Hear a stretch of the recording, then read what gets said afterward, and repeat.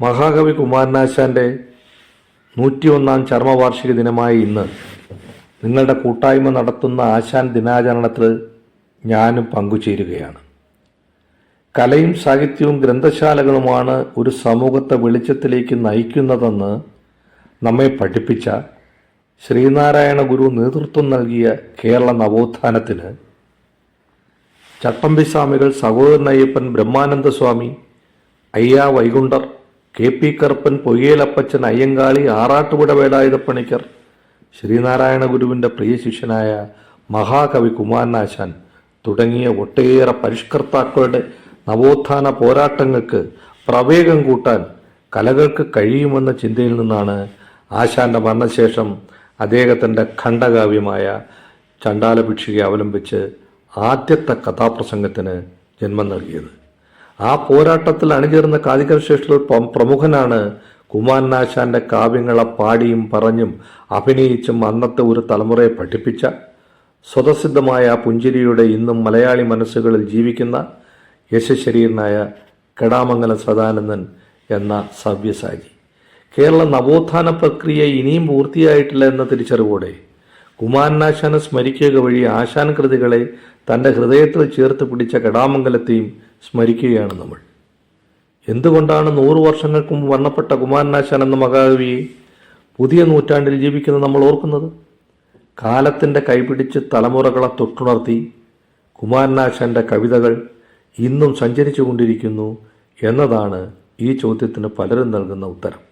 എന്നാൽ ഇത് പൂർണ്ണമായ ഒരു ഉത്തരമല്ല. കുമാരനാശാൻ ജീവിച്ചിരുന്ന നാളുകൾ കേരളത്തിൻ്റെ നവോത്ഥാനത്തിൻ്റെ നാളുകളായിരുന്നു.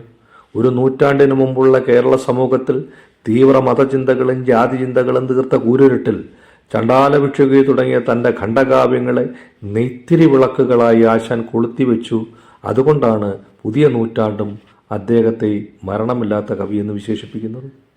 വിവേകത്തിൻ്റെ കൊടുമുടിയിൽ നിന്നുകൊണ്ട് തീവ്രവികാരത്തിൻ്റെ ഞാണുകൾ വലിച്ച് ജാതി കോമരങ്ങൾക്കെതിരെ മാറ്റുവൻ ചട്ടങ്ങളെ സ്വയം അല്ലെങ്കിൽ മാറ്റുമതികളി നിങ്ങളെത്താൻ എന്ന കരുത്തുള്ളതാക്കിയത് ദുരവസ്ഥ എന്ന തൻ്റെ ഖണ്ഡകാവ്യത്തെ കൊണ്ട് വർഷിപ്പിച്ചതിനാലാണ് ആശാനെ അനശ്വരനായ കവിയായി നമ്മൾ വാഴ്ത്തുന്നത്. മാറ്റുവൻ ചട്ടങ്ങളെ എന്ന് നമ്മളോടാണ് കവി പറഞ്ഞത് എന്ന് ഒട്ടേറെ ആളുകൾ തെറ്റിദ്ധരിക്കുന്നുണ്ട്. നമ്മളോടായിരുന്നില്ല കവി പറഞ്ഞത്. കവി ഇങ്ങനെ പറഞ്ഞത് ജാതിക്കോമരങ്ങളായ വൈദികന്മാരോടാണ്. കുജരാം വൈദികന്മാരെ എന്ന് സംബോധന ചെയ്തുകൊണ്ട് അവരോടാണ് കവി ഇങ്ങനെ പറഞ്ഞത്. തൻ്റെ ജീവിതം കൊണ്ട് ഈ വൈദികന്മാരെ അടുത്തറിഞ്ഞ കവിയാണ് കുമാരനാശാൻ. അന്ധവിശ്വാസങ്ങളും അനാചാരങ്ങളും തൊട്ടുകൂടായ്മയും തീണ്ടിക്കൂടായ്മയും തലമുറകളായി സമൂഹ മനസ്സുകളിൽ കിളിർപ്പിക്കുന്നതും കിളിർപ്പിച്ചതും വളർത്തിയെടുക്കുന്നതും വളർത്തിയെടുത്തതും എക്കാലത്തെയും പൂജ്യന്മാരായി നമ്മൾ കരുതുന്ന വൈദികന്മാരാണ്.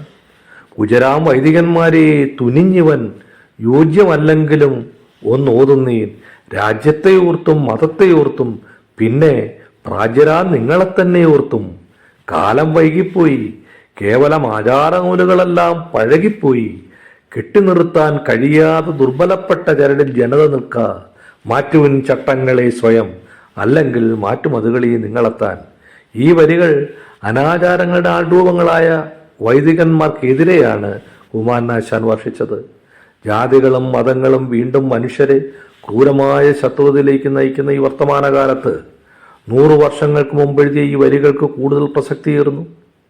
കുമാരനാശാന്റെ വാക്കുകൾ കാലത്തിനൊപ്പം സഞ്ചരിച്ച് വർത്തമാനത്തിൻ്റെ വാക്കുകളായി മാറുന്നു. സാംസ്കാരിക വിപ്ലവത്തിൻ്റെ കൊടികളായി ചൈതന്യം ചോരാതെ നൂറ്റാണ്ടുകൾ ജീവിക്കുന്ന കവിതകളാണ് ജനാധിപത്യത്തിൽ ഉറച്ചു വിശ്വസിച്ച മാനവവാദിയായ മലയാള കവിതയുടെ കാൽപ്പനിക വസന്തത്തിന് തുടക്കം കുറിച്ച കുമാരനാശാന്റെ കവിതകൾ. എന്തുകൊണ്ടാണ് 100 വർഷങ്ങൾക്ക് മുമ്പ് മരണപ്പെട്ട കുമാരനാശാൻ എന്ന മഹാകവിയെ പുതിയ നൂറ്റാണ്ടിൽ ജീവിക്കുന്ന നമ്മൾ ഓർക്കുന്നത് എന്ന ചോദ്യത്തിനുള്ള മറുപടി അദ്ദേഹത്തിൻ്റെ കവിതകൾ തന്നെയാണ്. അദ്ദേഹം നടത്തിയിരുന്ന സാമൂഹ്യ പ്രവർത്തനങ്ങളും പത്രപ്രവർത്തനങ്ങളുമാണ്. കെടാമംഗലം സദാനന്ദനും അദ്ദേഹത്തിൻ്റെ സുഹൃത്തുക്കളായ കാതികരും സ്വപ്നം കണ്ട നവോത്ഥാന പ്രസ്ഥാനത്തിൻ്റെ ഇനിയും പൂർണ്ണമായി നിറവേറ്റപ്പെടാത്ത ലക്ഷ്യങ്ങൾ ജനസമൂഹത്തിലേക്ക് എത്തിക്കുക എന്നത് തങ്ങളുടെ കർത്തവ്യമാണെന്ന തിരിച്ചറിവാണ് കുമാരനാശാൻ അനുസ്മരണ പ്രഭാഷണങ്ങൾക്ക് ഈ സ്മാരക സമിതിയെ പ്രേരിപ്പിച്ചത് എന്ന് ഞാൻ മനസ്സിലാക്കുന്നു. ജീവിതത്തിൻ്റെ വലിയ സന്ദേശം കാരുണ്യവും ദയയുമാണ് എന്ന് തിരിച്ചറിഞ്ഞ സ്നേഹഗായകനായ മഹാകവി കുമാരനാശാൻ അനുസ്മരണ പ്രഭാഷണങ്ങൾ സമൂഹത്തെ പിന്നാക്കം പോകാതെ നന്മയിലേക്ക് നയിക്കാൻ വരും കാലത്തിന് ആവശ്യമാണ് എന്ന ബോധ്യത്തോടെ ഇന്നേ ദിവസം കുമാരനാശാൻ അനുസ്മരണ പ്രഭാഷണം സംഘടിപ്പിച്ചതിനും അതിൽ പങ്കാളിയാകാൻ എനിക്ക് അവസരം നൽകിയതിനും ഇതിൻ്റെ സംഘാടകരോട് എനിക്കുള്ള സ്നേഹം പങ്കുവച്ചുകൊണ്ട് ഞാൻ നിർത്തുന്നു. നന്ദി, നമസ്കാരം.